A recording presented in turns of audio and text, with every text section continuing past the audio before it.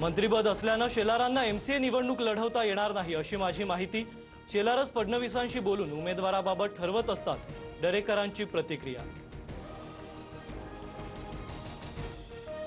विरोधकांनी काढलेल्या सत्याच्या मोर्चाच्या आयोजकांवर गुन्हा दाखल, परवानगीशिवाय बेकायदेशीररित्या जमाव जमवल्याचा ठपका। आझाद मैदान पोलीस ठाण्यात गुन्ह्याची नोंद।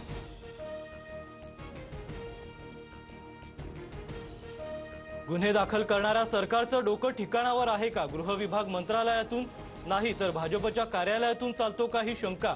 रोहित पवारांचं ट्विट।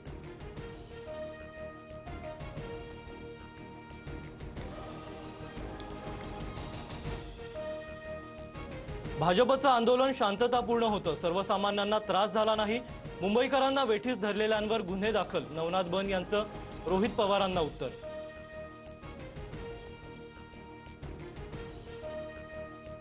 भाजपनं काढलेल्या मूक मोर्चाच्या आयोजकांवर डीबी मार्ग पोलीस ठाण्यात गुन्हा दाखल, बेकायदेशीर जमाव आणि पोलिसांच्या आदेशांचं उल्लंघन केल्याप्रकरणी कारवाई।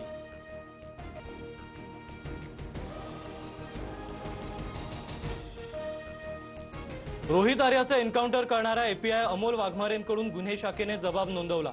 गोळी झाडण्याचे आदेश नव्हते, मात्र परिस्थिती पाहून गोळीबार केल्याचा वाघमारेंचा जबाब।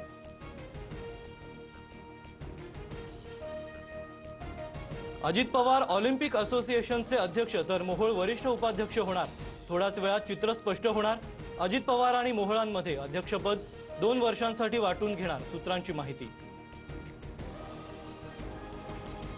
पुणे पदवीधरसाठी भाजपकडून शरद लाड यांना उमेदवारी, चंद्रकांत पाटलांची घोषणा। तर पुणे पदवीधरची जागा सोडण्यासाठी आम्ही आग्रह करू, हसन मुश्रीफांची माहिती।